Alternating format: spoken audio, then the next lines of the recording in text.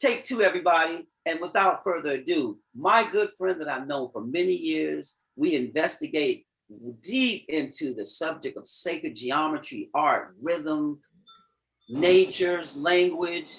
And I'm just really happy that he's able to come here, speak to some of the new guests that are here, and the people that are studying with me and master your rhythm.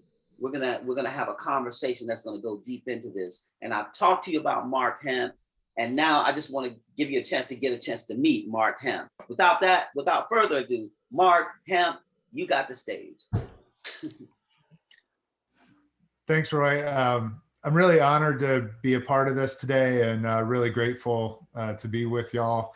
If you can't tell, sacred geometry is something that I'm really passionate about. So I always love exploring it and sharing it.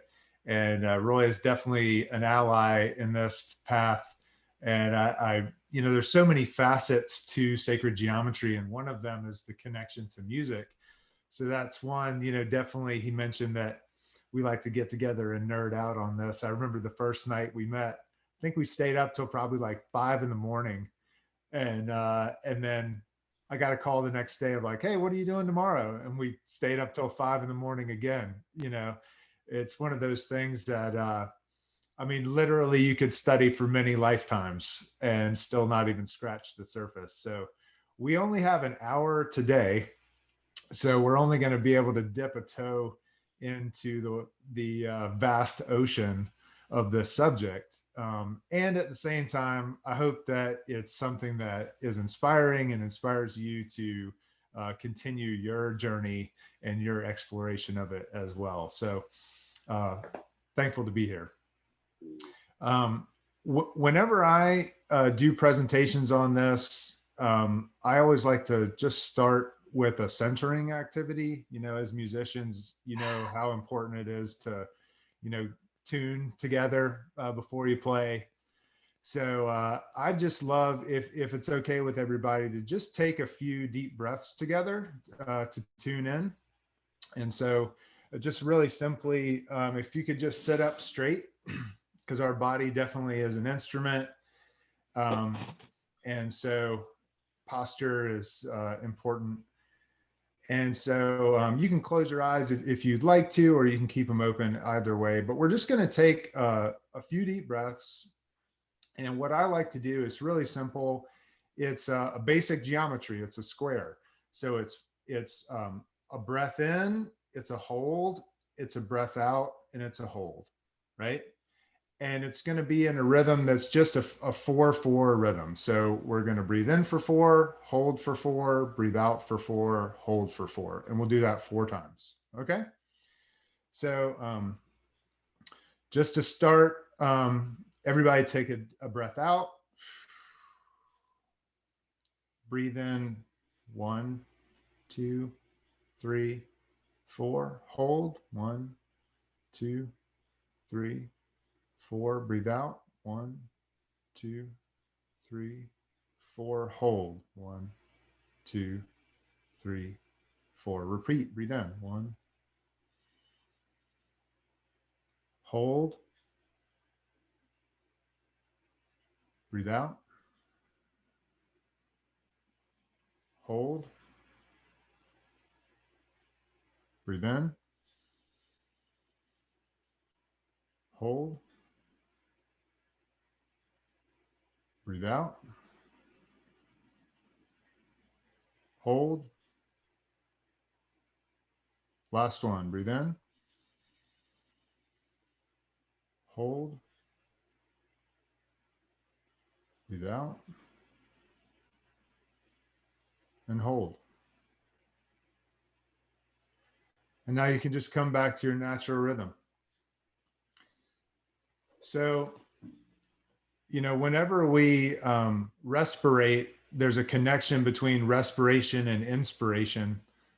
We literally re-spirit ourselves whenever we breathe. So it's a really great way to just start whatever it is that we're doing and ground that and tune in. And, there's a lot of noise around us from a lot of different directions, but there's definitely a very clear signal as well that we can tune into. And so the more that we tune our instrument and tune in with others, we can tune into that and play on a whole nother level. Nice. So I'm going to share my screen if that's okay, because as you can see, I'm an artist, and I really a picture says 1,000 words. So I'm going to put some images on the screen.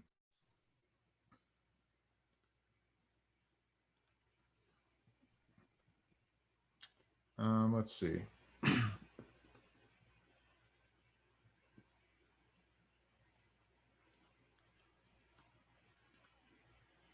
Is that full screen for y'all now? Can you see this Yeah. image?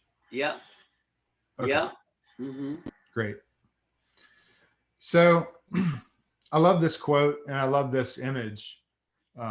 Mathematics is the alphabet with which God wrote the universe. And, whatever you want to call it, that there's some mysterious spirit that is keeping the planets and the stars and all in alignment. And it's pretty amazing to see how mathematics really does seem to be this code, this alphabet with which whatever that is created all this and maintains it and sustains it. And, I really love this as a metaphor. Metaphors be with you. Um, I love this as a language because mathematics really is this universal language. And if we learn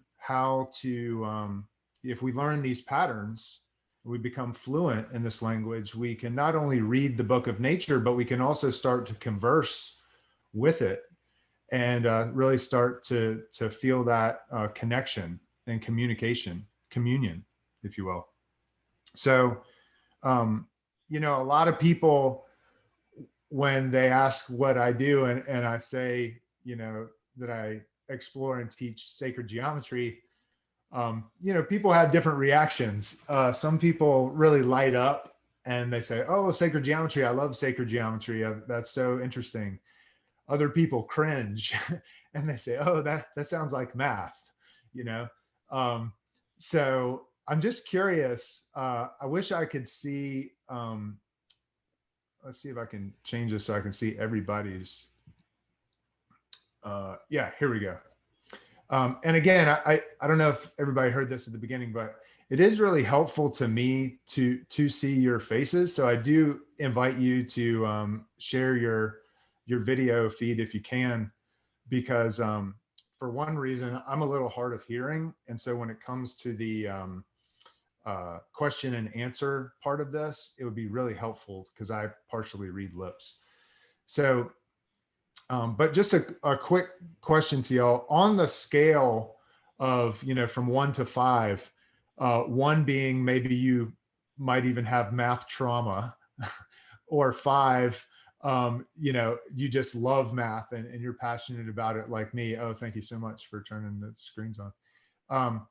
Just curious, where are you at on that spectrum, 1 to 5? One being, you might cringe a little bit when you hear the word math, or 5, you just really love it. I'm just curious, like, just hold that up to see where everybody's at. Yeah. Yeah. I see a 6 there. Right on. Love it. Okay, great. And so It's a 1 and a 5. oh, 1 and a 5. All right. All right. So when we talk about math, there really is math is one of the oldest studies on the planet. And when we talk about education, and I'll come back to my screen here. Part of the ancient liberal arts, the core of it actually is called the quadrivium. And so there were these 4 pillars of education that go back to antiquity: arithmetic, geometry, music, and astronomy. So obviously you're all connected to music in a deep way.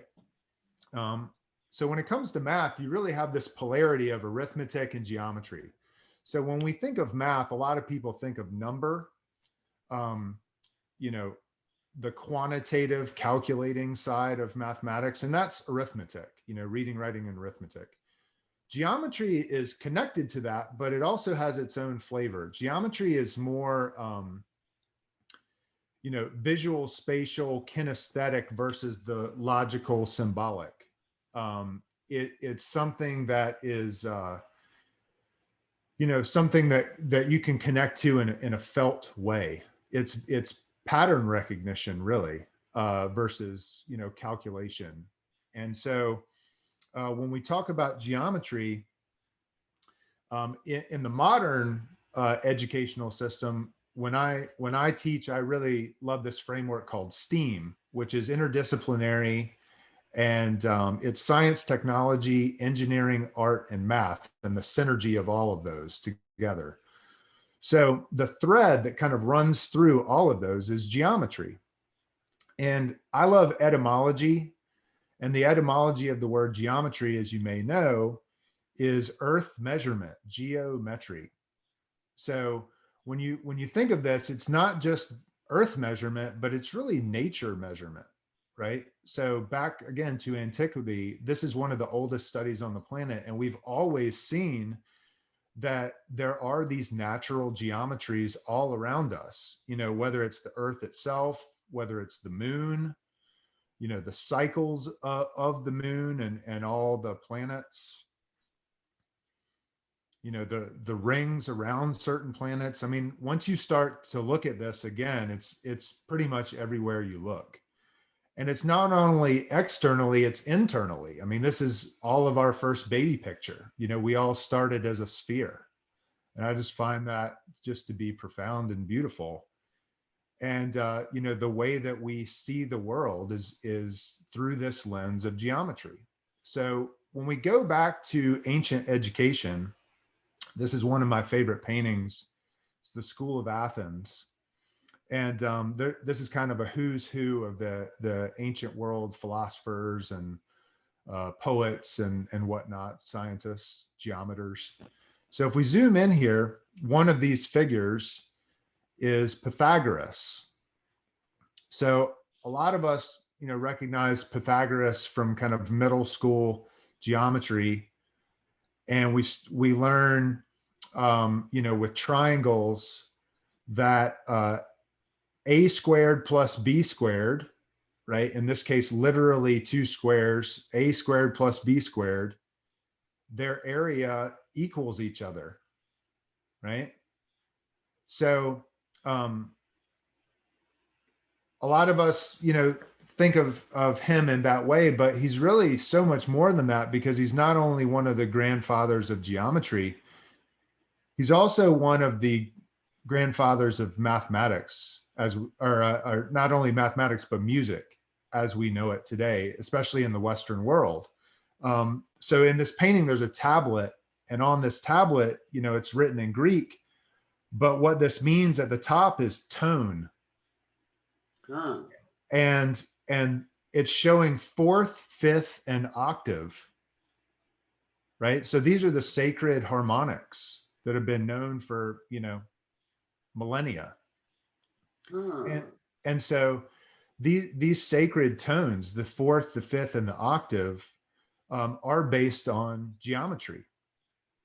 So Pythagoras was one of the first, and really it's the Pythagoreans, he gets credit, but there was a whole, school of Pythagoreans back in ancient Greece. And really it goes back before that as well, because he studied in Egypt, and it, goes back as far as you want to take it. But he was one of the first people to start experimenting with strings. So if you take a string and you tense it, obviously it can create a vibration that creates a tone. And depending on the length of that string, it creates different tones. And so he was looking at patterns again. And, how do we understand and become fluent in this pattern language to be able to understand music? So if you take a string and you strum it, it has a certain tone. Let's say it's an A, right? Well, that, let's say you take a string, it doesn't matter how long it is. It could be an inch, it could be a meter, it could be a light year, right? It doesn't matter how long it is. If you divide that string in half, right? And then you, like on a guitar, right? And you divide it in half, whatever this note is, when you divide it in half and you strum the smaller piece, it's the same tone, just on another octave, Mm-hmm. right? So that ratio, right, is a sacred ratio. It's a ratio of an octave, right? And that just, to me, is really beautiful. It's so simple, but that creates the whole scaling of music. And if you want to look at this geometrically, this is another ancient symbol, the great Tai Chi, the yin yang. There's a lot of names for this, Chinese origin. If you think of this circle, and you think of the diameter that is running through it, think of that as a string. And when you play that string, it's going to vibrate. It's going to create a waveform, right? So that waveform oscillates, and when it does, it creates this symbol, which is a seed symbol, that shows a lot of things. Again, we're only dipping a toe in today, but you might see right off the bat that this is an 8, right? So again, octave is related to the number 8. So when you divide that string in half and you strum it, you naturally get this figure 8, which is also an infinity symbol, right? And we'll look at that in a minute, because one branch of mathematics that deals with infinity is fractal geometry. So if we take this base pattern and we repeat it, so inside of each one of these circles, we create 2 more circles, right? Now again, that's the next octave up, right? We're going from 1/2 to 1/4. If you strung that smaller part, that's another octave, same note, right? So we're doubling from 1 to 2 to 4, right? Now to 8. Here's the 8 again, right? Another octave. And you could just continue this to infinity, right? 2, 4, 8, 16, 32, 64, 128, and this pattern repeats itself to infinity. And as you do this, you might see that this pattern is approaching what's called a fractal limit, because our senses are limited, right? But this comes back to this diameter and circumference of a circle or sphere. And as you probably know, pi is one of these mysterious, magical, numbers in the universe that we know as an irrational number. In terms of arithmetic, in terms of number, it cannot be contained as the ratio of 2 numbers. It's a decimal that goes to infinity, right? But that's arithmetically, geometrically, it's very rational. It's very simple. It's the ratio of 2 things, the circumference and the diameter of any circle or any sphere, no matter what size, in the universe. Mm-hmm. So it's, pi is definitely one of the things that Roy and I have connected on since literally day one that we met each other. Mm-hmm. And, he is writing music based on pi and the sequences of pi and these ratios. And so, I mean, this is, again, we could develop a whole course based on this. Yeah. But it's really fascinating to me to see how all this weaves together, right? But hey, Mark. Yeah. And before you leave that circle, can you remember that hint that was they said in the movie Contact, that was related to pi? Sure. So you may be familiar with Carl Sagan, one of the great scientific educators of the 20th century. Mm. He, I feel like he's with us today, as well as Pythagoras and a lot of others. And so he wrote a fantastic book called Contact, which was turned into one of my favorite films. And they don't mention this in the film, but if you read the book, um, spoiler alert, the scientist in the film has contact with some intelligent extraterrestrial intelligence. And so when she actually gets to have a conversation with that intelligence, she asks, "What do we need to know?" And there's a fascinating conversation that they have in the book about pi. And to distill that conversation, one of the quotes is basically that deep within pi there is a binary sequence, and a binary sequence is a series of ones and zeros.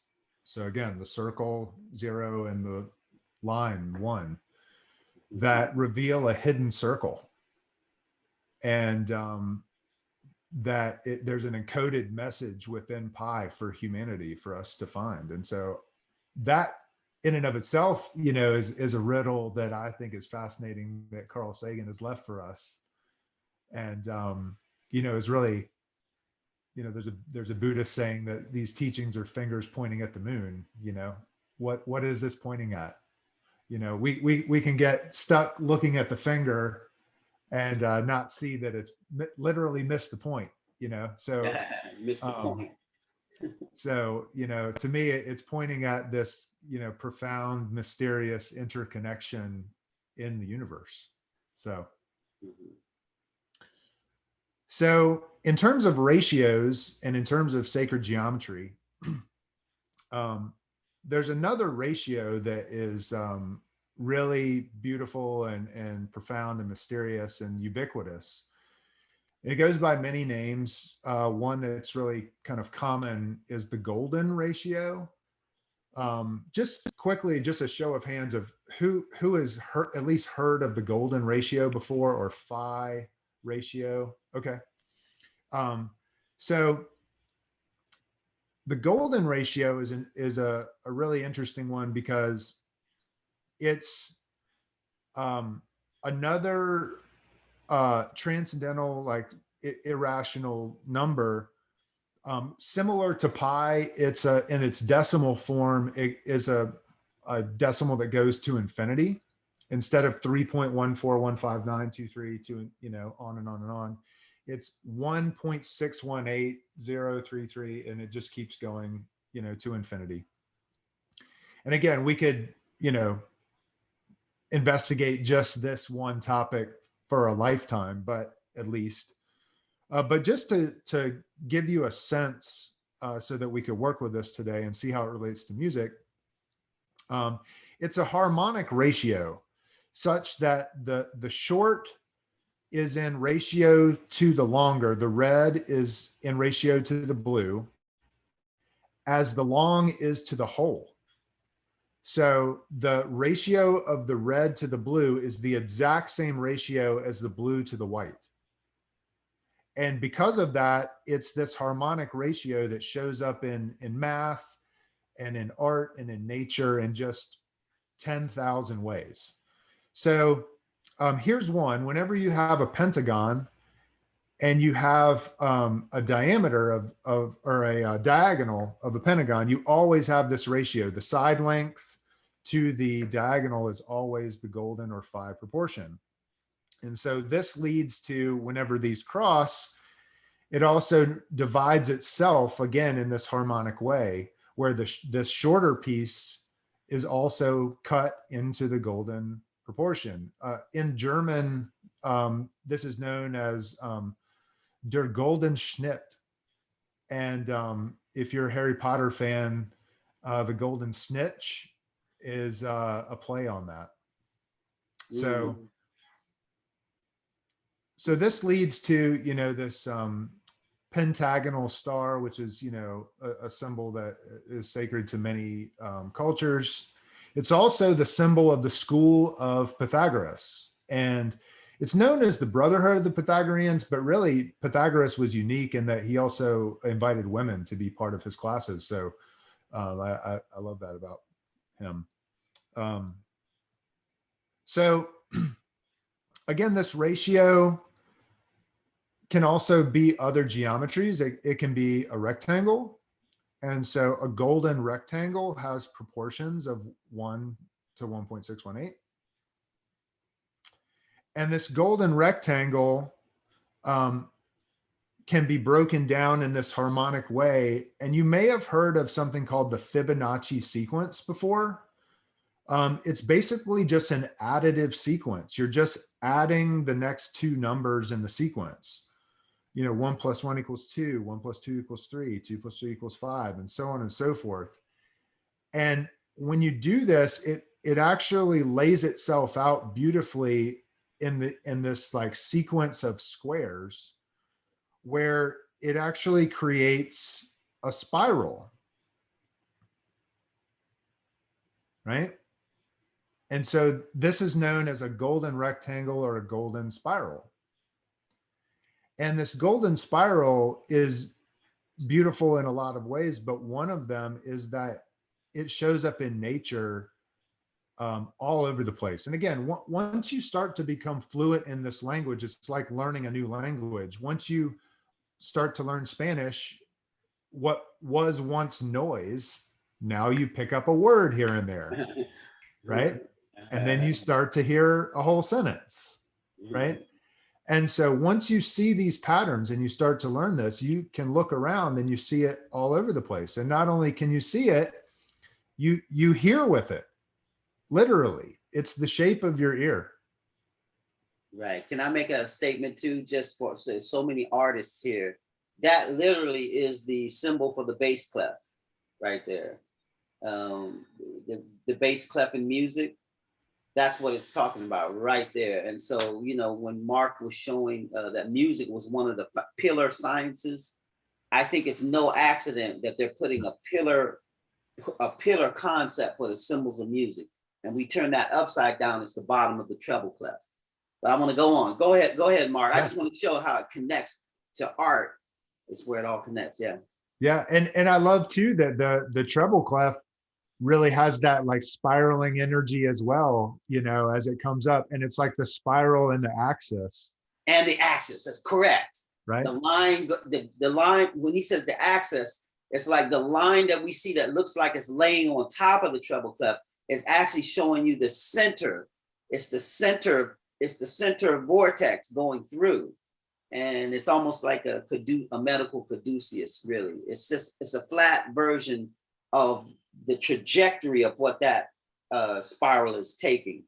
But anyway, we'll follow up another time, when we get a one-on-one. Go ahead. I don't want to take up the time. Yeah, no. Well, and you can see behind me, there's a painting that I did years ago. That's I took X-rays of seashells, and looking at those X-rays, it's just amazing to see that literally the blueprint of nature is this geometric patterning in all its just myriad variations.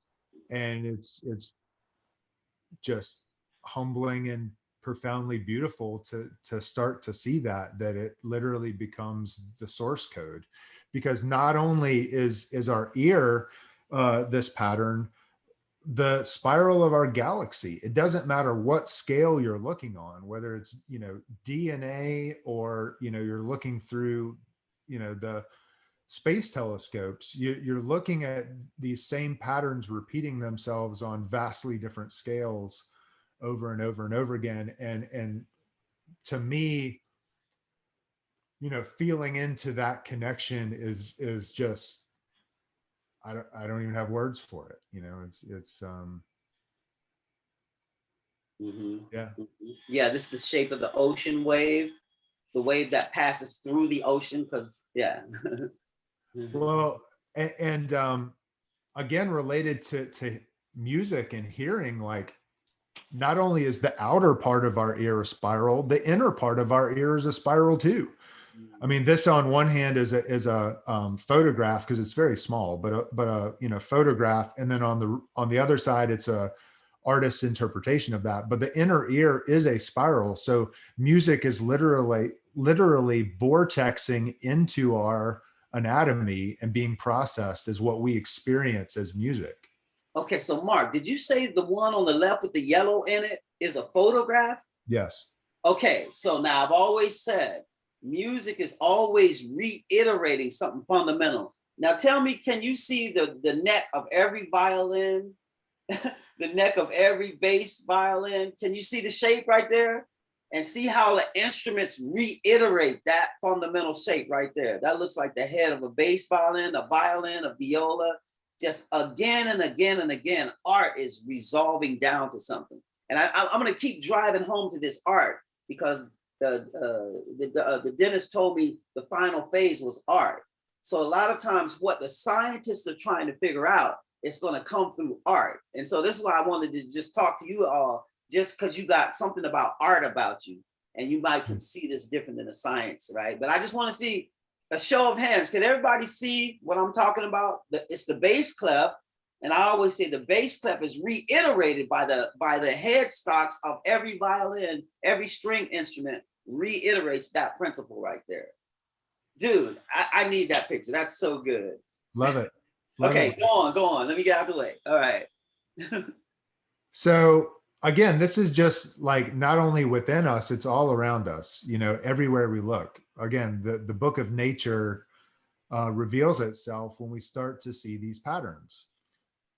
From the plant kingdom, to the ocean waves, the fluid dynamics in so many ways on vastly different scales. This is a storm cloud, to a cloud of stars. These are one of the infinite galaxies that we can look at. So again, just on every scale of creation, literally like scales, and measurement, again, metry, it's music. It's as Roy says all the time, the universe, the one song of creation. And it's beautiful to see that. Yeah. Hey, Mark, can I stop you one more time? Can you go back to that ocean wave?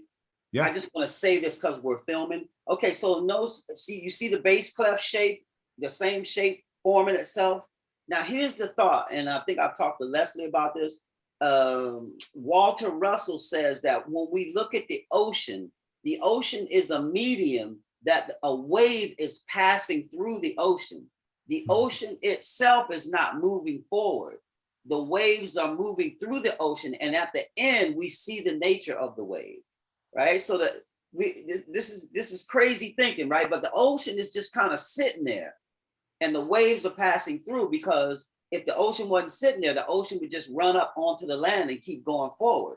But it sits there, and at the end, you see the nature of the wave come out and show itself, what the wave that's passing through looks like.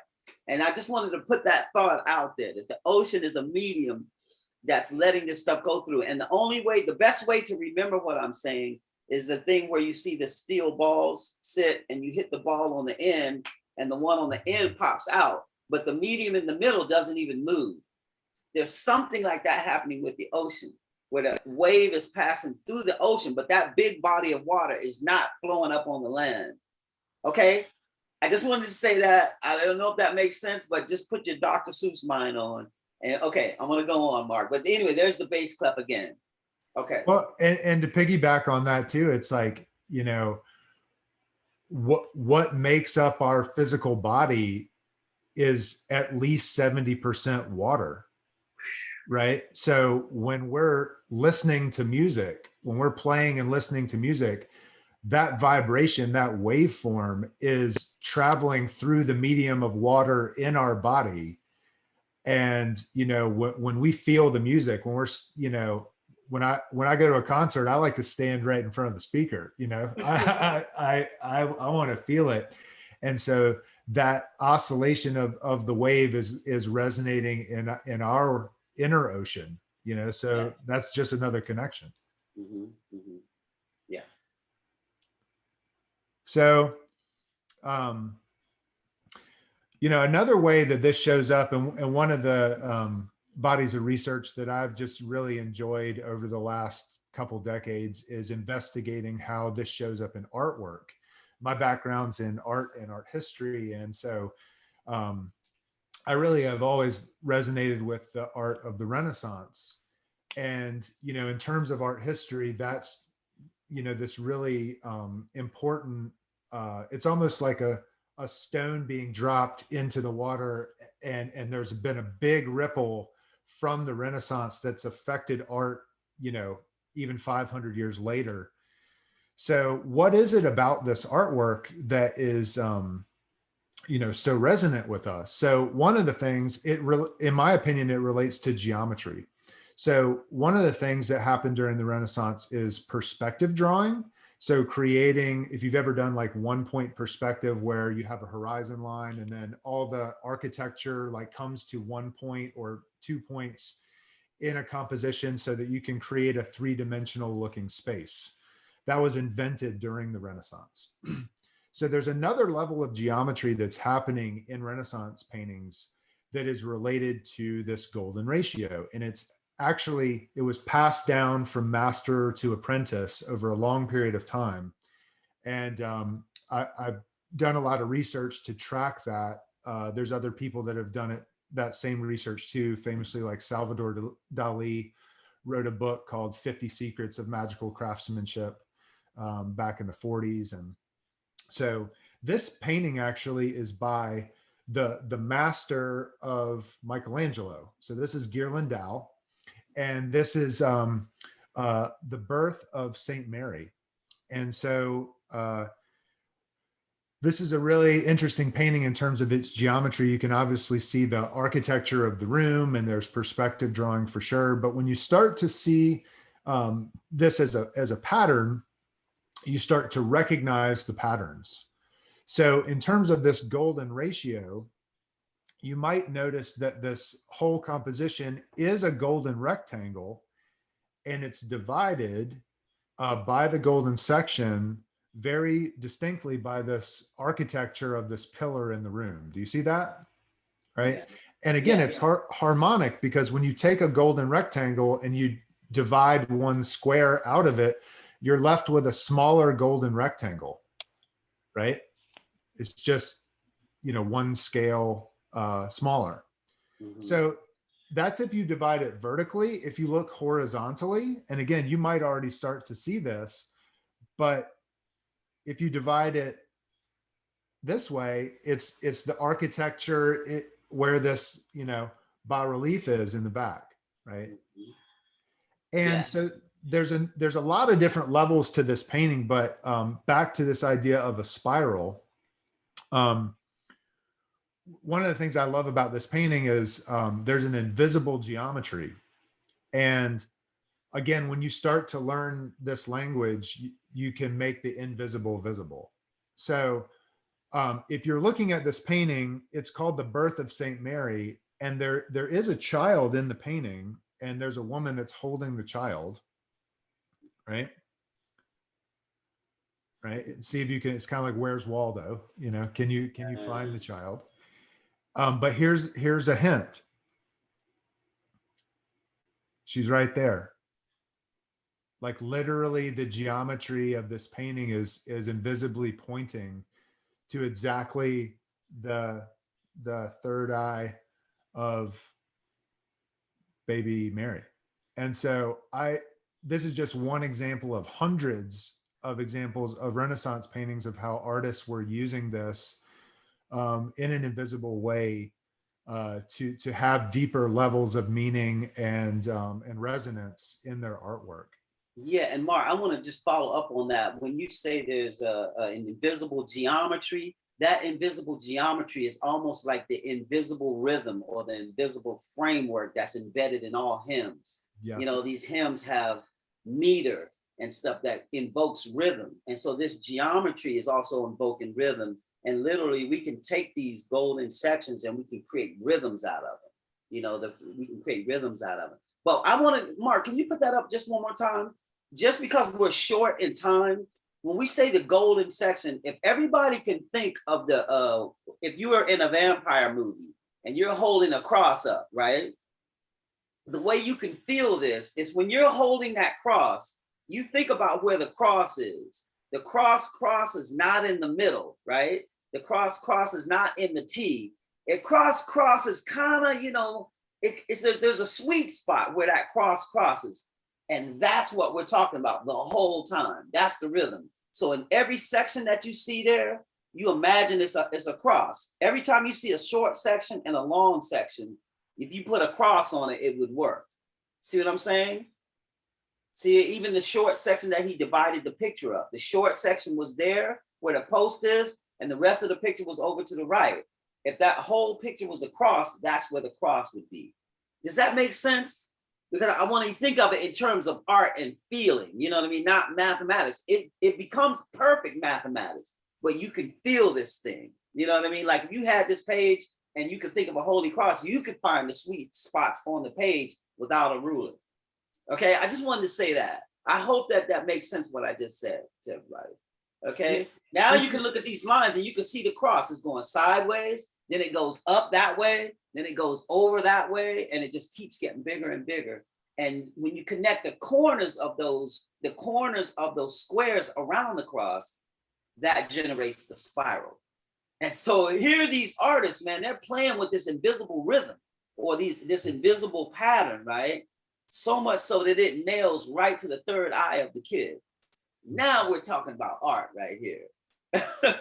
Okay, this is art and architecture. And I want to get out the way, Mark, because with architecture, I know you're going to show some cymatics. So yeah, we've got another 15, 20 minutes here. Yeah. So I was just going to, again, follow up on that and say that, everybody learns in different ways. And you may be familiar with the idea of multiple intelligence learning. In terms of mathematics, a lot of times mathematics is taught in a very linguistic way. It's equations and it's word problems and it's, a written textbook, but it really can be approached from a different angle, if you will, pun intended. And, it could be musical. It could be kinesthetic. Again, I love to build this three-dimensionally. It could be visual spatial through the art, visual arts.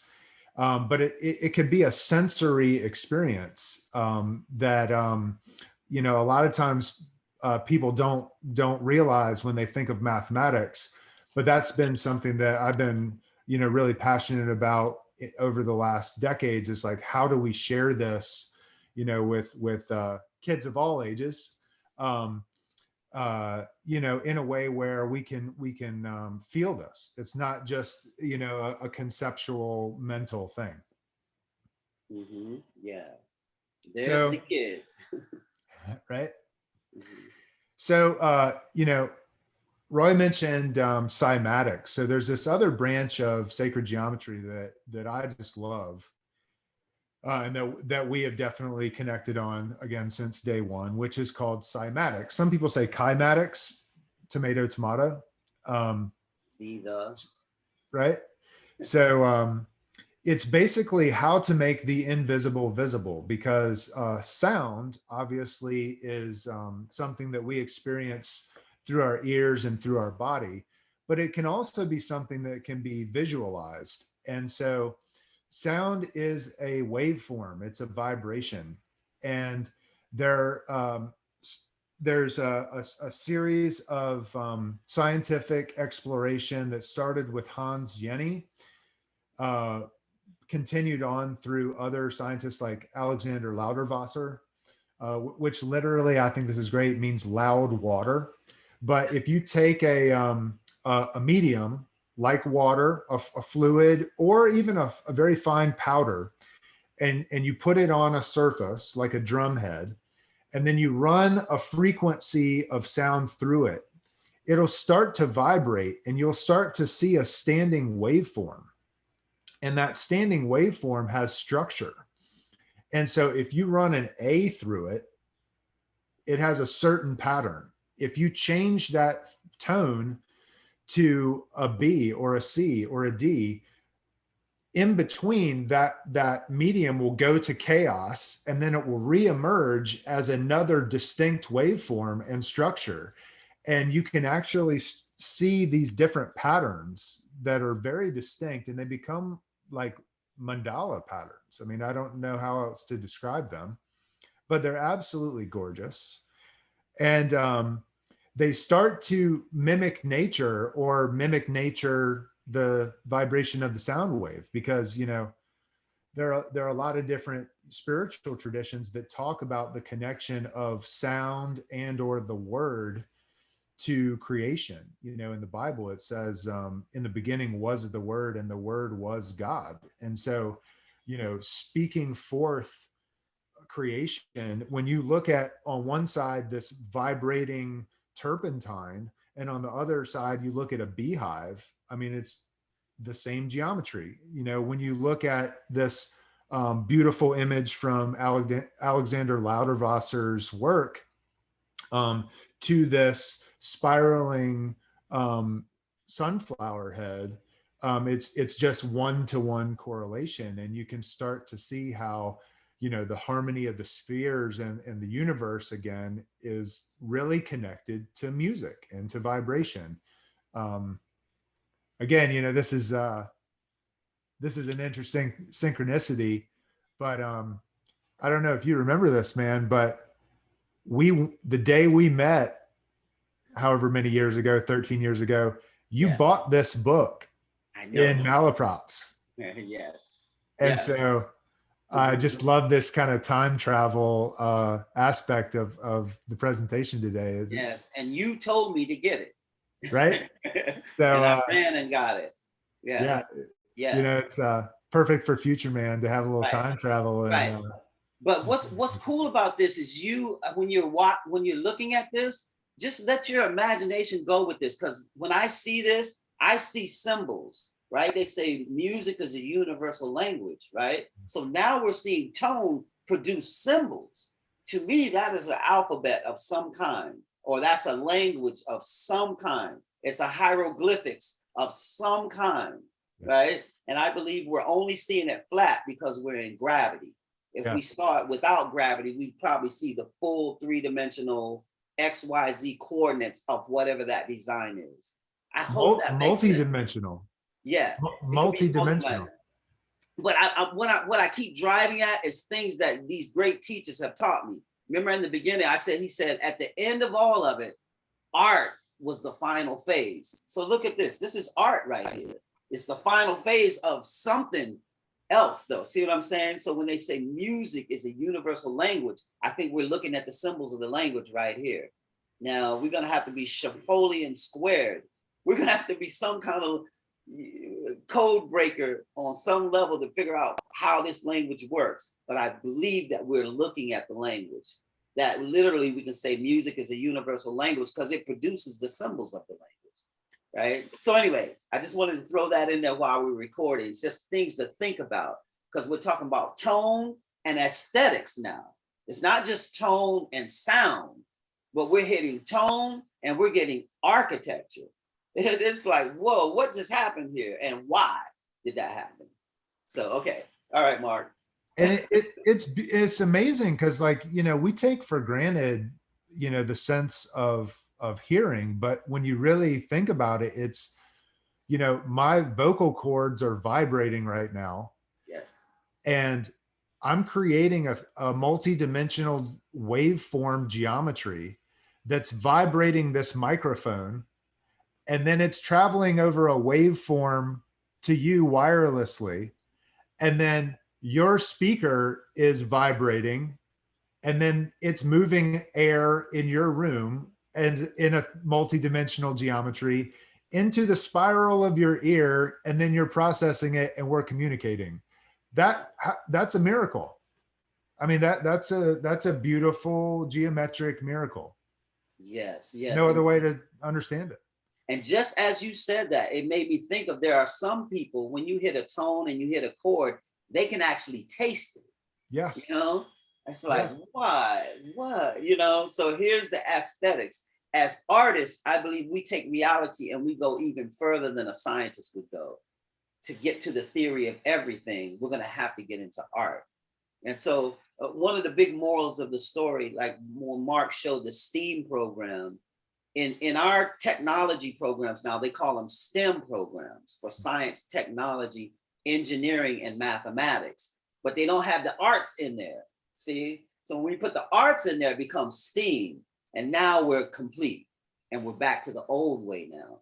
And now we can think about other things that the scientists won't think about, you know, because there's an artistic aesthetic statement being made. Okay, go on, Mark. I keep interrupting, but I just wanted to say these for the recording.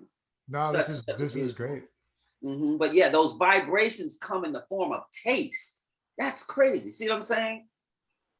And now with taste, we go off the chart because we can't prove it, you know? I taste something sour and you taste something sour. I see the way you make your face that I think we're tasting the same thing, but I can't know that you're tasting the same thing. So reality goes away. It's hard to even prove it, you know, but yet we all can do it. You know, we all receive these vibrations in a unique way. All right, go on, Mark. Well, this is synchronicity, because I was actually like meditating on this morning. Even the sense of taste, right, is a geometric pattern language, because when I taste a fruit, okay, it doesn't matter what fruit it is. Let's say I taste what I experience as sweet. Well, what is that? That's a sugar. Well, a sugar has a molecular geometry. I'm processing my experience of a molecular geometry, and there's a pattern that I register that as sweet. So again, it's this thread of geometry runs through all things. It's amazing.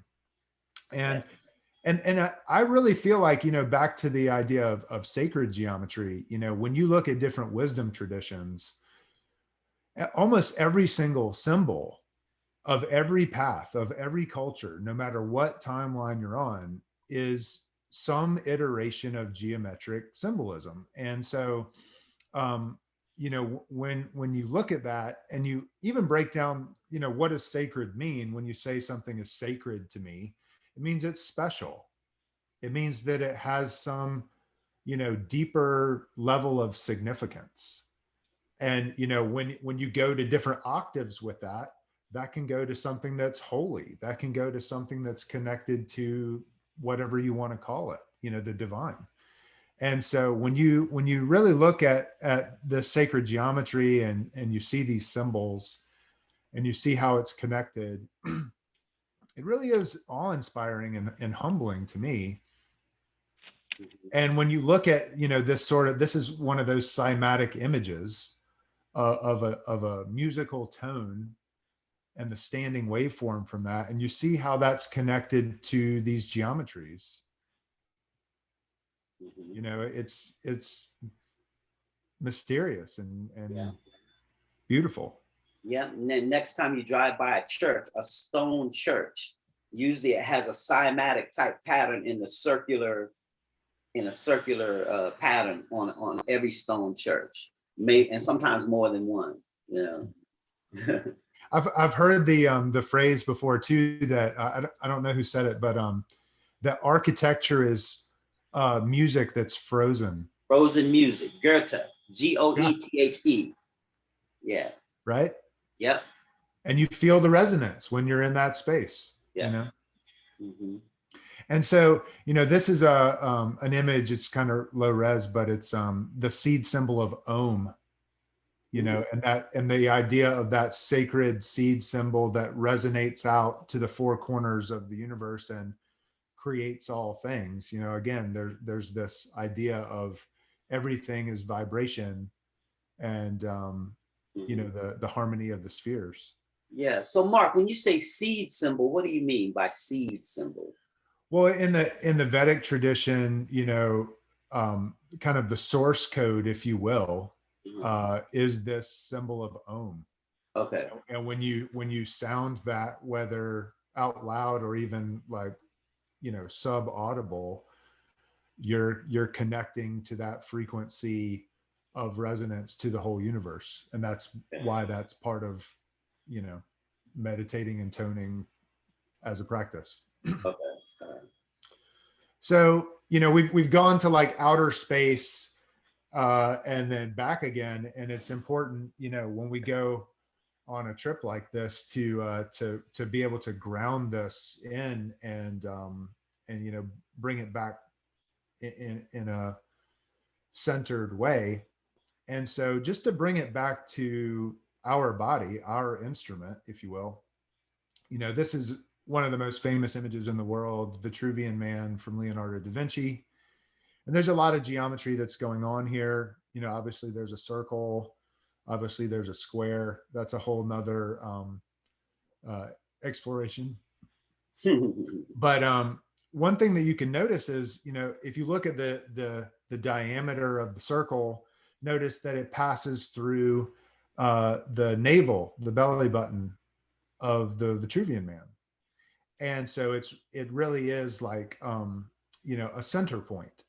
Well, if you look at the square, right? Look at how that diameter passes through that square, right? It actually divides the square into two distinct sections, and that just happens to be the golden ratio. Holy cross. So in our own geometry, in our own blueprint, the spiral of our DNA blossoms into this golden ratio pattern where, and I've done this with students before, it's really fun. You can measure your height and then measure, from the floor to your belly button, and it approximates the golden ratio every time. And it's slightly different for everybody because we all have our own proportions, But that said, I did it with a middle school class one time, and people were like, oh, well, it's close, but not exact. I don't know about this. And I said, okay, we'll just write them all on the board.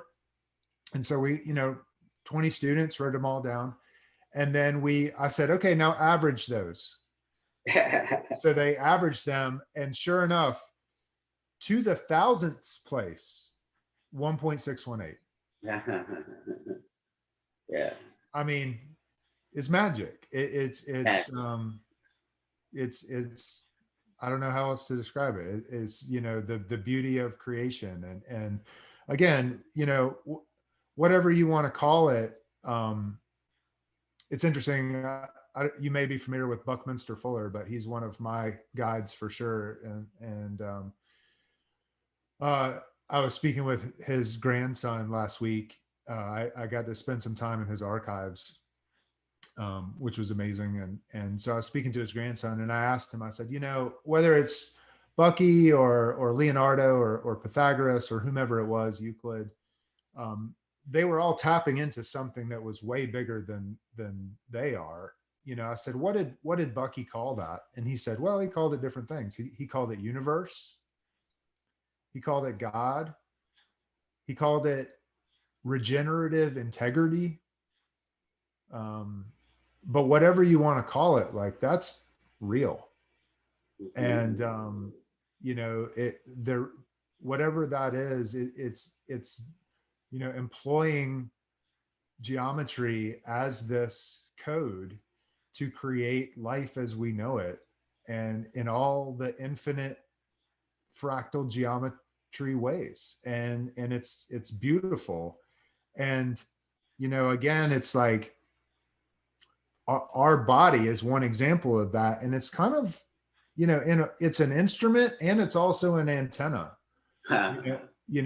Metaphors be with you. So not only can we play this instrument, but we can also tune in like a radio does to the frequency that is around us. And so tuning our instrument on a regular basis allows us to do that. An antenna that is bent isn't going to pick up the frequency in the same way as if it's in alignment. So whatever practices we have to do that, whether it's qigong, tai chi, yoga, whatever it is, there's ways to tune in and filter out the noise and tune into whatever that signal is that wants to come in. And again, with our breath, with that respiration, to me, that's where inspiration comes from. And when we can tune into that, channel that in a way where,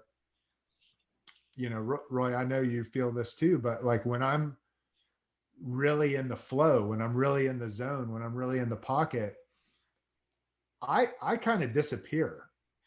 Mhm. And it almost feels like I'm observing it happening, and there's this beautiful feeling of like whatever that is flowing through me, and it's like the musician becomes the music, the artist becomes the art, the dancer becomes the dance, and Yeah.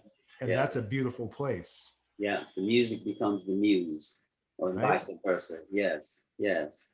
So Mark, I know we're winding down to the end, but I'm just wondering if when you finish, if we can you finish and we'll take a few questions. I Yeah, think for that sure. happens. This is beautiful. Well, again, it's like again I really like to be able to have some, like, it's complex and multifaceted, and you can, explore it for many lifetimes.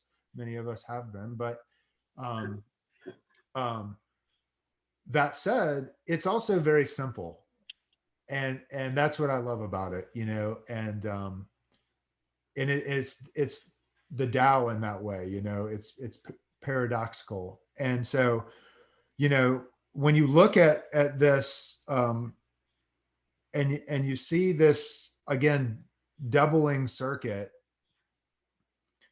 it's fingers pointing at the moon, and it's really pointing at this, there's an alignment that we have that allows us to tune in. And I encourage us all to remember that on a regular basis. And again, doesn't matter how we're applying this, whether it's music or art or, you know sports or communication in whatever way. When we can align ourselves and tune in to that central channel, and then also our center point, which is just below our navel, our golden ratio center of gravity, when we tune into that, that really allows us to tap into that greater force, that source energy, and it can flow through whatever we're doing. Hmm. So, um, with that, I think that's a nice place to literally come full circle back to the beginning, Hmm. and open it up for some questions and some dialogue. So uh, Yes. Okay. Mark, you can unshare your screen now so we can yep, see everybody big. for sure. Hmm. Let's see. Anybody have any questions, thoughts, comments? Uh, just raise your hand or just speak out, popcorn style. Yeah. What do you got, Mary? You got a question, thought? Many thoughts. Come on, come on. I, I'm, I'm just thinking when you're talking about the cross, because it's something I've reflected on. Um, Yeah. doesn't the vertical axis represent the ultimate dimension? I'm thinking of, sorry, I'm part of a Zen Buddhist community, and I'm thinking about some of the teachings of Thich Nhat Hanh's writings. The this is my reflections on the cross, maybe through some things he said, like this is the vertical dimension or the ultimate dimension, and then this one, the horizontal, is the historical dimension. It's Oh, maybe this, I can't remember if this is maybe my reflected interpretation. So we experience the ultimate dimension through the historical dimension because we are living. How can I say it? wow. Very interesting. Well, that brings up too, like This the is the thought, or else. well, there's kind of like I've always heard in terms of time that the horizontal is chronos time, and then the vertical is kairos Yeah, time. Yeah, yeah. So chronos and kairos, and that idea that you know, there's the timeline that we experience as moving linearly through time in one direction. And at the same time, there's the mystery and paradox of there being, you know, the eternal moment that's always present that allows us to travel along that axis, which allows us to zoom out and see a bigger picture, you know, and experience that time dilation and flow state that we drop into, you know. So that's really, you know, and as a musician, Roy, I'm sure that you drop into that all the time. This is so good, because what happens is, like, when we start getting the bigger and bigger times, with the number 2 and 3, we can get all the other times. Like, we don't have to go past 2 and 3. And that 2 and 3 is that golden section. That golden section gives us all of it. And so I was just thinking of that, because when we get to the bigger numbers, sometime way we have to drop back and see how it's just something really small. So, you know, yeah, this is really all artistic at the same time and intuitive at the same time too. So, yeah. Do you know, are you a fan of T.S. Eliot? Yeah. The poet, the writer. Yeah, because I'm thinking for a quartet, I know it. I used to know it by heart. Words move. I have it. Let me get that passage. Yeah, go get it. Yeah, this is really something. Anybody else have a thought? Because this is right. What she made me think of when we looked at the vertical and the horizontal, there's handwriting analysis. My mom taught herself handwriting analysis, and I met handwriting analysis people where they take your writing and they just look at the way you angle your writing and stuff, and they just tell you what's going on in your life. This is amazing. You know what I mean? Like, there's something to the difference between this and this and this and that, and it goes through the different languages. You know, phrenology, where they're studying the shape of your head and stuff. Shape and form and angles and stuff is really, it's like coordinates, I guess. You know, there's something to this coordinates and coordination of things. And so as we're just talking about it, it's making me think of so many things, you know. Yeah, go on, Victor. Yeah, thanks for getting our Sunday started in such a cool way. Yeah. At least in Oregon, we're still at 9 and 10 o'clock, so it's more morning here. But I just wanted to ask, there was a previous slide, Mark, where there was we'd been looking at the different cymatics, and then there was one where there was like a whole bunch. It was like this whole grid of all these different patterns. Was each one of those a different frequency? Yes. Okay. Wow, that's very cool. And in the book, he named what the frequencies were. Oh, okay. You see, and so yeah, and that's why I was saying, to me, that's an alphabet. Yeah. That's an alphabet of some kind, you know, hieroglyphics of some kind. If those were crop circles and you saw that, you know that crop circle got some kind of meaning to it. It's not just sitting there being a sweet design for no reason. There's something to that. Yeah. So that's the spirit of the artist. You know what I mean? That's the artist side now. Yeah. Victor, if you're interested in that, or anyone else, couple of great books. One by Hans Jenny, so that's Jenny, and it's called Cymatics. And then the other is Alexander Lauterwasser, and I want to say that's called The Geometry of Sound. Let me see if I can remember that title, but Water Sound Images is the name of the book. But yeah, the work that they did was profound, and that's a whole thread that you can follow and explore for a long time. And there's a lot of great videos too, because I was showing static images, but when you see it as a video format, it actually is moving, and that's a whole nother level. That's amazing. Yeah, I've seen a few of those on YouTube. They really are amazing. Yeah, and Hansen. Okay, so Victor's got Brian's got his hand up, and Mary. Who wants to go first? Mary, hold your point. Brian, what you got? Hey, how's it going? Hey, thank y'all so much for this. When Linda invited me, I wasn't too sure what I was getting myself into, but this has been fantastic. So thank you very much for that. I do have to get out of here. I wish I could stay for all the questions. Hopefully I can get a recording of everything else following after this. But so I have been dabbling in meditation. And so in the beginning of this whole seminar, we did the 4-count breathing exercise, which, you know, out of all the practices, some of them a little more steadfast in their ways being the only way versus others which are a little more loose.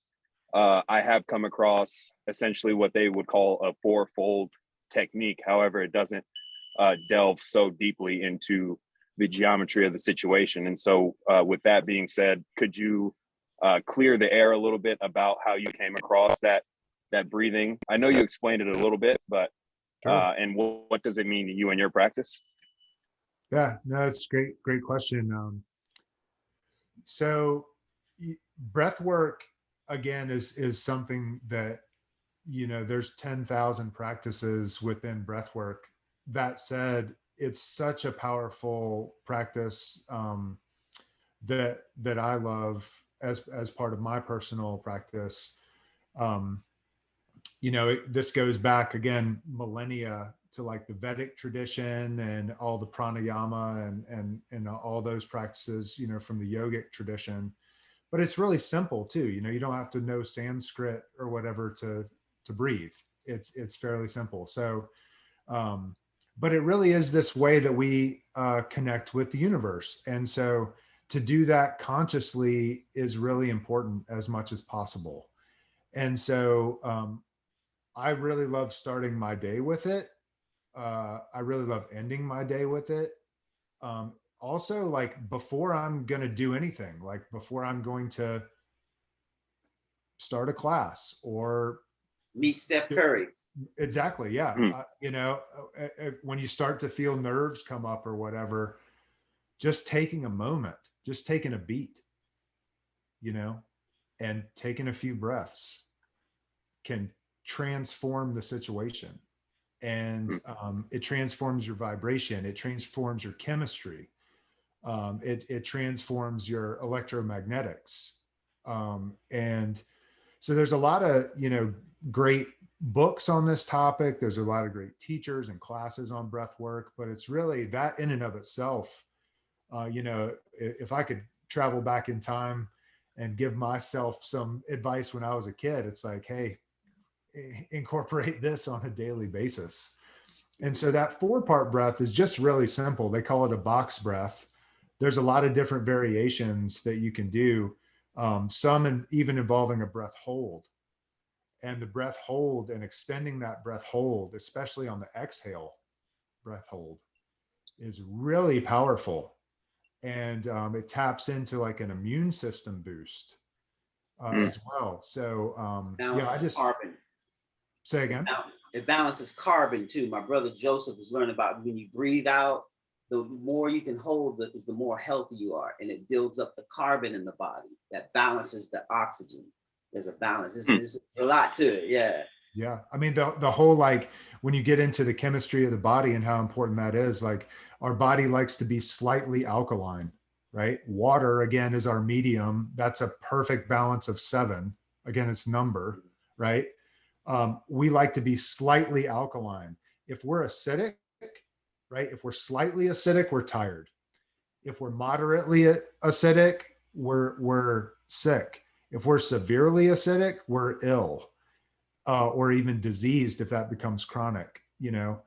And so, you know, our diet, our, you know, hydration can change our acidity, alkalinity balance on a day-to-day level, but our breath changes it minute to minute. So the more that we're tapping into that, there's all these different levels that, you know, affect our physiology, our energy, you know, and again, how we resonate with others. So. But I was going to say something too before I go to Mary, Brian, before you have to go. When I met Mark and he showed me like what he showed you when that yin and yang turned into 2 circles that collapse into a line. Man, there's 1,000 years going before people could figure out what is the line to the circle. And it just went so simple, right? But the way that it came to Mark was, I was like, dude, how'd you figure that out? right? He's living for a couple of years with no electricity, right? He's meditating every day. Well, you do cold water, you do the cold water thing every day, right? So he's living off the grid and he's like meditating. It's like, it's coming to him, right? Right? And so that's only the first step. He didn't even get into the one. He does one where these circles collapse into a black cube. It literally squares the circle. A perfect, sharp, black cube inside of a circle, man. So like, how you figure this stuff out, right? Has nothing to do with books and stuff, right? He's living off the grid, grounding. It's like there's a whole nother side to it. Like it's like Kung Fu or something, you know, Shaolin Temple stuff. Yeah. Very So, cool. I just say a lot of breakthroughs come to you from the muse speaking directly to you, kind of thing. Yeah. And again, it's like we all have that capacity to tune in, you know, and are we, you know, tuning into chaos and noise and distraction, which is all around us, or are we taking time to, you know, tune the instrument and tune into nature? And when we do, clear signal coming through. So. Yeah, become the eye of the hurricane. Wow. Yeah. Okay. Well, all thank right. you all very, very much. And I'll keep all that up here throughout my days. All right. Sweet. Thank you. Sweet. Okay, Mary, you went and got what you were looking for. Elliot. Yeah. Oh, I just say something about the cross. It's as though, or maybe in reference to what Thich Nhat Hanh is speaking about, it's that in order to experience the ultimate dimension, you need to be fully in the historical dimension. Whereas, maybe, you know, I can't, but I'm just saying you need to be present to the world. That's how you just, if you're fully present and living in that way, then that's your access. So I don't know if this has something to do with the cross, but or my, I don't know. I mean, I'm trying to think of, sorry, because my mind is so full of so many things these days that there's what, that it's also, it meets at the heart somehow, or I think of that as that the center is the heart, and that. Yeah. And the symbol for the heart, just when we saw the bass clef, just two bass clefs facing each other makes the symbol for the heart. So we just keep that in mind. There's art. There's aesthetics all around this thing, you know. But yeah, you're on to something about the crossing. Yeah, it's like the crossroads. Also, just something I remember from a hymn. I think we used to. Yeah. Oh yeah, about the hymns. Yeah. My sound's going. Yeah, what I liked about it when he was showing. Yeah, go ahead. Oh, there's just a hymn we used to sing when I was a kid. Huh? Your voice dropped out. Yeah, I was having trouble hearing you. Can you hear me now? Yes. Yeah, I have a trouble with my Zoom, as you know. There's a hymn we used to sing. When I was a child, we lived for 4.5 years in England. I'm pretty sure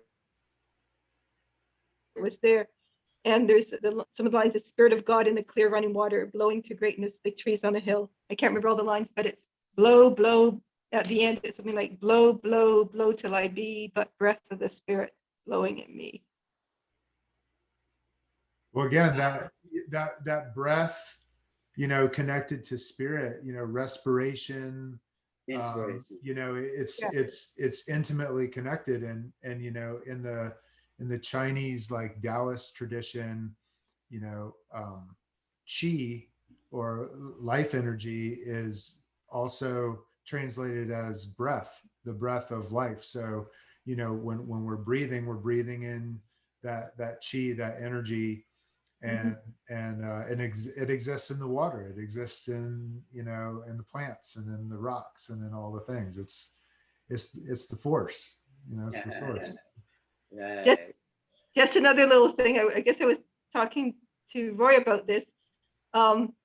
There's something I studied briefly, it's called continuum of movement, and it's movement from the liquids of the body. So the teacher was talking about all those spirals. It's quite fascinating. Anyhow, just lots of things. Here's Here's a passage from C.S. Eliot. Well, I won't read the whole poem. At the still point of the turning world, neither flesh nor fleshless, neither from nor towards, at the still point, there the dance is, but neither arrest nor movement, and do not call it fixity. Where past and future are gathered, neither movement from nor towards, neither ascent nor decline, except for the point, the still point. There would be no dance, and there is only the dance. I can only say, there we have been, but I cannot say where, and I cannot say how long, for that is to place it in time. The inner freedom from the practical desire, the release from action and suffering, release from the inner and the outer compulsion, yet surrounded by a grace of sense, a white light still in movement, Erebang without motion, concentration without elimination, both a new world and the old made explicit, understood in the completion of its partial ecstasy, the resolution of its partial horror, yet the enchantment of past and future, woven in the weakness of the changing body, protects mankind from heaven and damnation, which flesh cannot endure. Time past and time future allow but a little consciousness.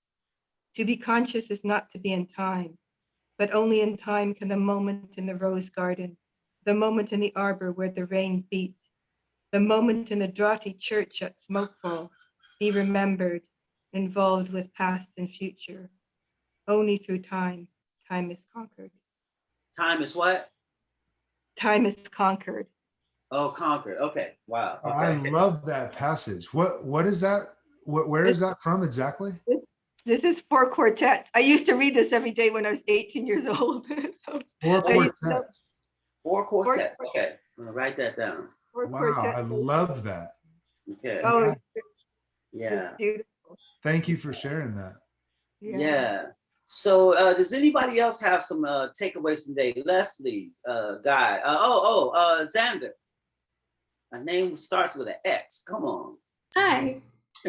Hey. So, as we were talking about this, I remembered I went to Spirit Camp online last year. And what I remembered was that while we were doing that, this came up to me. As above, so below, with the line going through. Okay. And it came from just this kind of concept of being rooted. Yes. Love So it. it went through this whole sequence, and then I realized that it needed to tie above and below. Yes. Nice. See, this is good. You know, when an artist brings it in, it's different than a scientist. Like it's coming from the muses. And I just want to encourage people to let this stuff sift in your mind and influence you, because just the other day on NPR, I heard somebody Cash. She's the daughter of Johnny Cash. And she was talking about how quantum physics was inspiring her tune, you know, talking about deja vu and the past and the present, right? And she was using it some kind of way in her songwriting. But they were talking about, what does quantum physics and your songs have to do with each other, right? But it's just so natural for an artist. So I just encourage you to, yes, let the music speak to you however it does, you know? Yeah, beautiful, Xander. Yes. What about you, Leslie? Any thoughts? I know we've covered some ground. We covered over some of this. Can I just say one thing just to follow up on that? Yeah.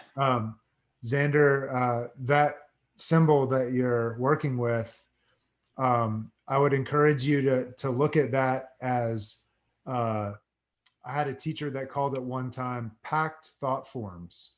And when symbols come in like that, there's a whole lot more than just on the surface level. So that could be something that you continue to unpack for decades. Something that seems simple like that on the surface really can be profoundly deep. And so I really encourage you to meditate on that and with that, because that there's a lot of information encoded in that. The craziest thing about it was, as soon as I came up with this, I looked at the back of my tarot deck and it had the same symbol. Whoa. not drawn the same way, but definitely with the triangle and the line going through it in the symbols on the back of my tarot deck. So I've been staring it in the face for, well up to a year at that point by the time I came up with this. Yeah. It's so funny. When I met Mark many years ago, I think I was just getting ready to fly to Hawaii to meet Marco Rodin. And I flew there. It was after 9/11 where I said, I'm not getting on the plane till everything calms down. But I had to go see this because they understood pi. And he showed me the number line and how the numbers, when you reduce the numbers all down to one, they do this pattern. And the pattern is there's suction, there's a black hole sucking in this way, which is your upside down triangle. And then it crosses over and spits out the other way. Just like the zero. The zero, when you multiply it, it does suction. When you add it, it does expansion, right? But what Marco was saying, going from the black hole to the white hole, in the middle is the perfect nozzle, right? And so there's a through line. So what you're talking about is there's these universal principles running through. And at that perfect nozzle, something profound happens. And so we see that also in the F clef of the instruments, where they have the F clef, it has that kind of S, and in the middle, it always goes poof. There's something happening in the middle because that's a spiral this way, and then there's a spiral that way. And it's showing the same principles of through line happening. And you're like, I think you're on to that.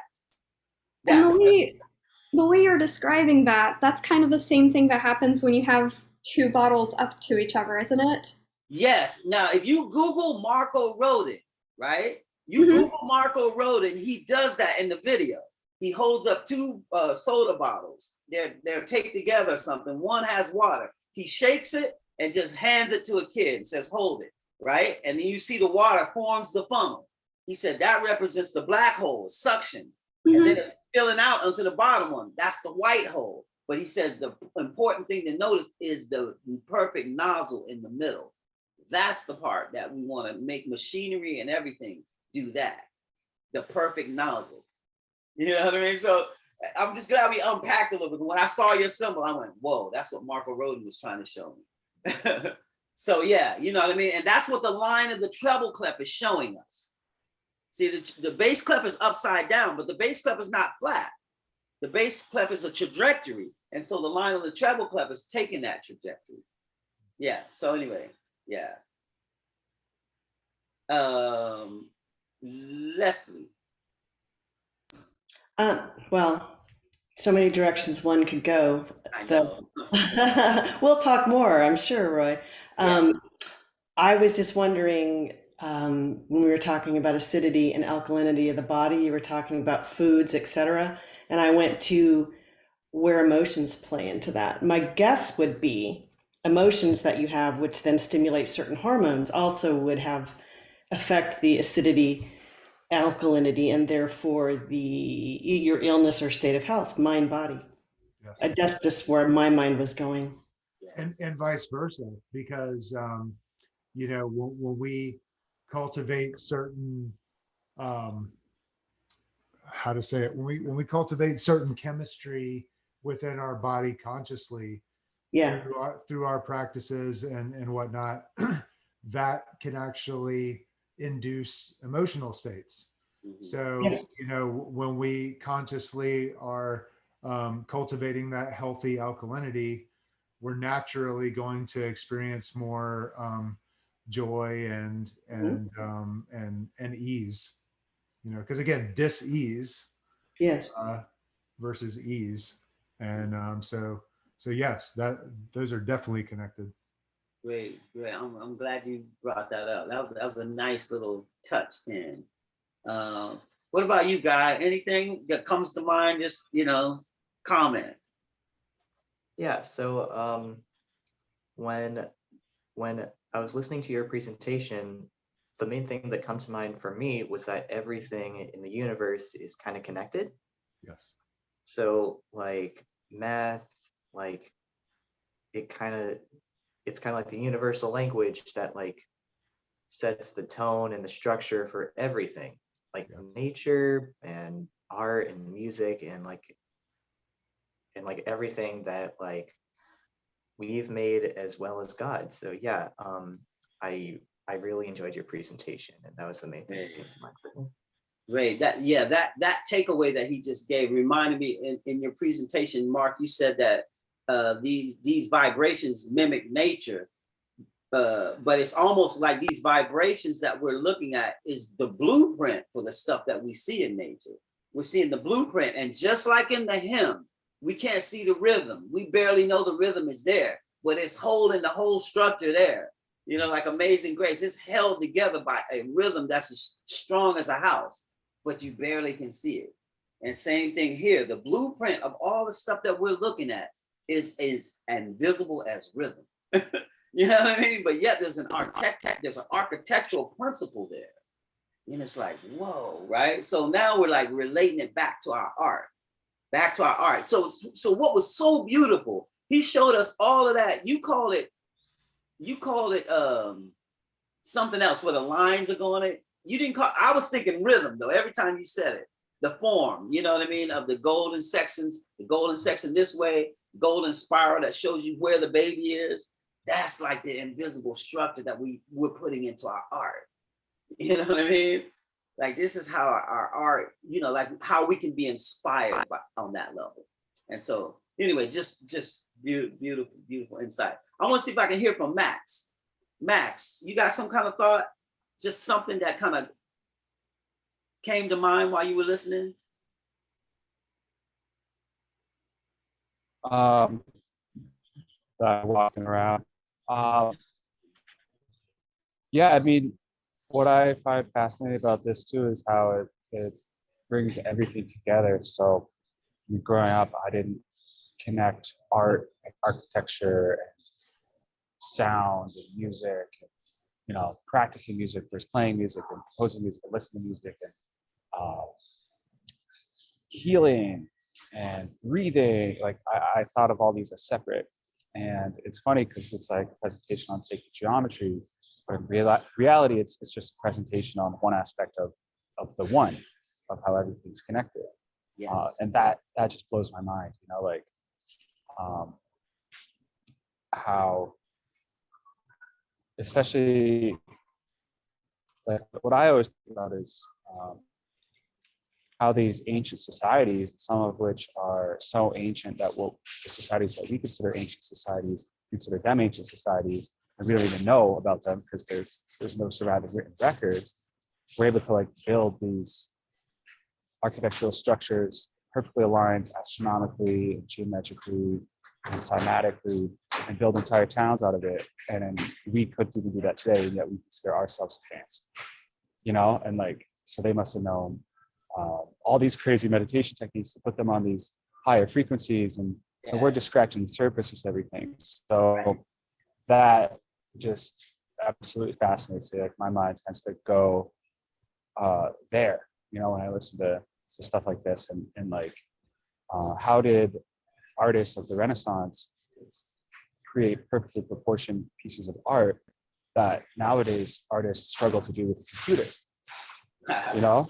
Like it just blows my mind. So it's funny because sometimes I end up with more questions than answers from something like this. Good. But regardless, like Mark, I really appreciated like how you put this together. I mean, like you said, you're like, can't you tell I'm an artist and that I have a passion for sacred geometry, just the stuff in your room. Like I think it's really cool.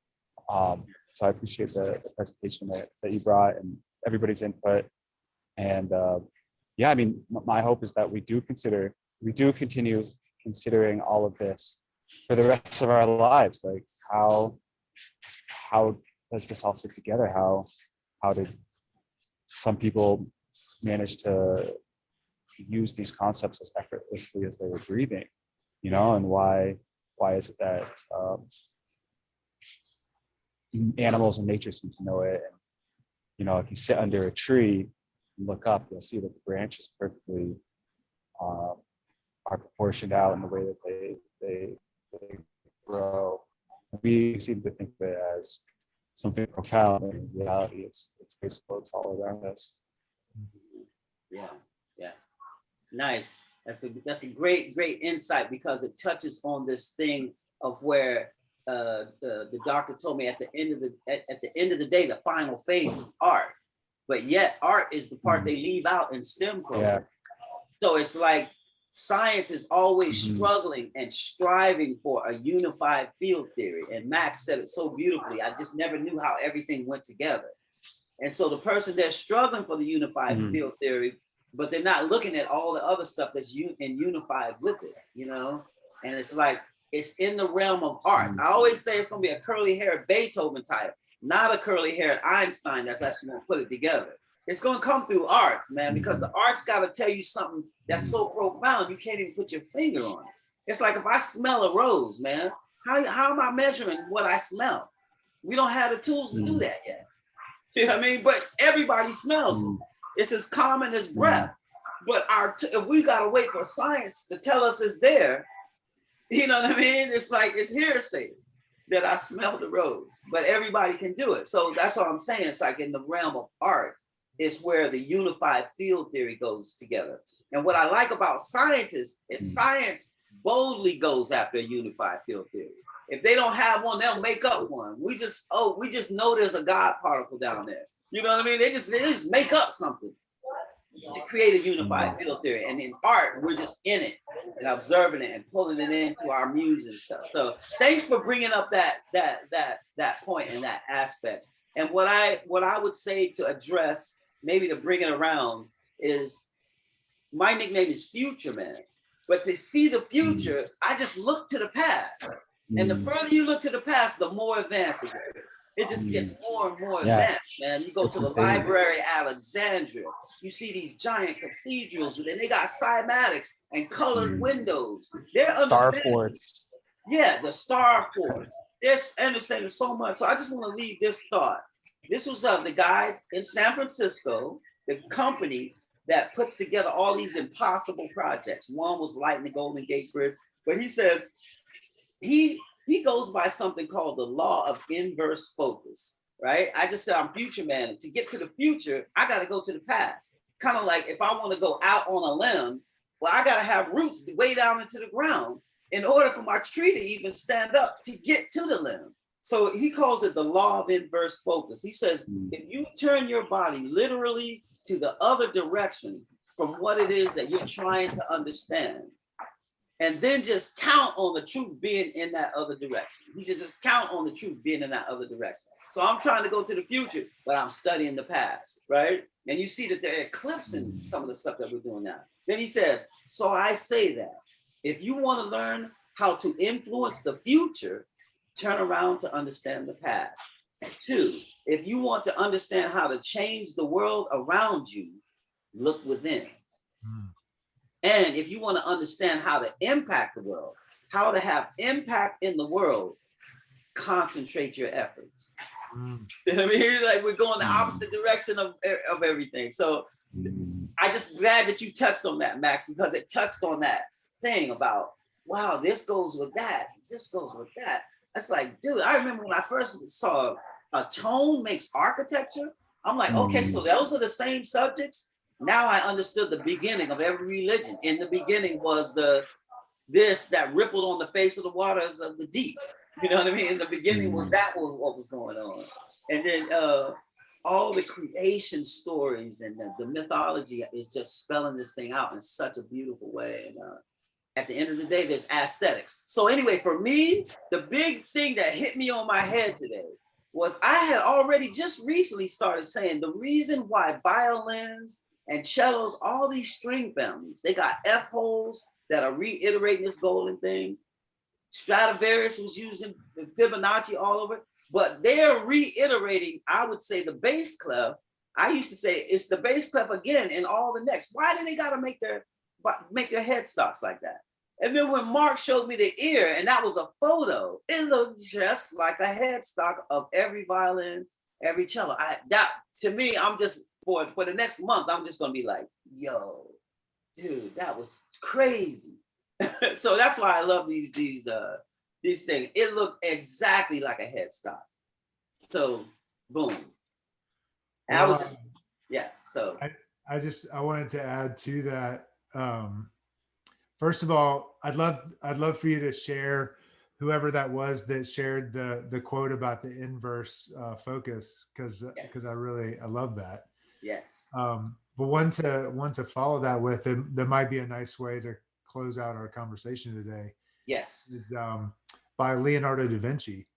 And Leonardo da Vinci, he said, study the science of art, study the art of science, develop your senses, especially learn how to see, understand that everything relates to everything else.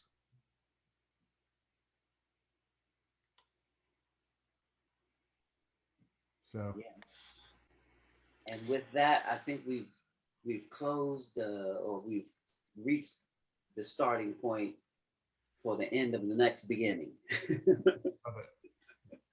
All right. Thank you. Thank you so much, Mark, for sharing. And thanks you guys for coming up and sharing your takeaways, your insight. Because each one sort of hit a spoke that I needed. That's good to hear. So we'll continue. We'll continue on this because every single thing relates to rhythm, and it relates to that little shape right there. That little shape 2 and 3. I could get you through any time, any odd time. We're never going over 2 and 3. So it relates so rhythmically. So thank you again, everyone. And I'll see you guys, in the week, one-on-one. Good to see you again, Xander. And Vic's got a camp coming up too. He's got some kind of base camp coming up online soon. I don't know if you're going to be there, but I'll be popping in. All right, Max, you guys, thank you so much. Mark, thanks again. And we'll talk soon offline in the flow. All right. Thank you. Thank you so much. Thank you. All right. Could I read one last passage from T.S. Eliot? Sure. Yeah. Sure. This was really the one I was thinking of, and I realized, wait a second, I didn't read it. Here.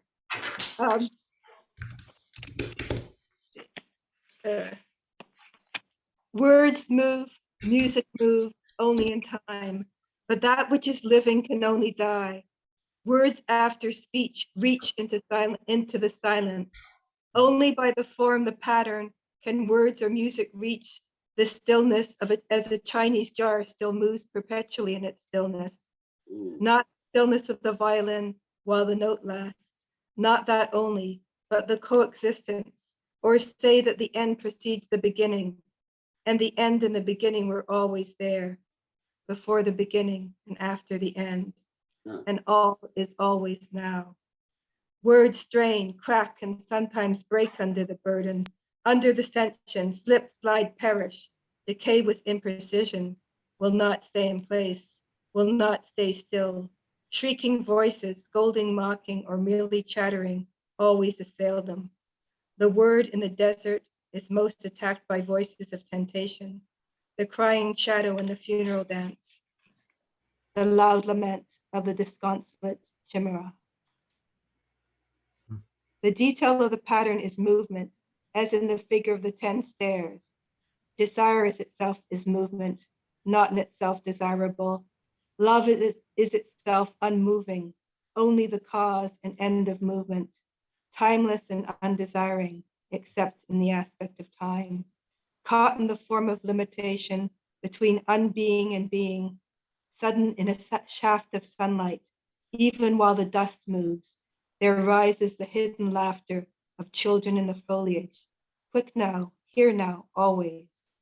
Ridiculous the waste sad time, stretching before and after. Whoa, who's that? T.S. Eliot, 4 quartets. Okay. Let me put All it right. up. Okay. Yeah. All right. Okay. He's wonderful. Thank you for sharing that. That was some medicine in there right there. And yeah, ancient people, man, they used to do the ayahuasca and all of these, they would do the plants not just for recreation, but to open the mind up to these other dimensions and stuff. So it's like, and then wow, for some reason that made me think of George Washington Carver, who made all that stuff with the peanut, but he said he would get up 4 o'clock in the morning and he would talk to the plants and the plants would communicate with him, you know, and reveal what their purpose was. So I was like, whoa, we just left science and went to Dr. Seuss just there. That was like a left at Albuquerque right there, man. What? Right? So this gets into the animal communicator, like the other species are communicate. We think we're the only ones that communicate intelligence. And it's like, we're gonna leave the scientists in the dust, when we start getting into the unification of this stuff. So anyway, thank you. It just made me think of that. So yeah. Well, thank you so much to you and Mark. Thank you for a wonderful presentation, and for everybody else who was interesting ideas and conversation and inspiration. It's really a blessing.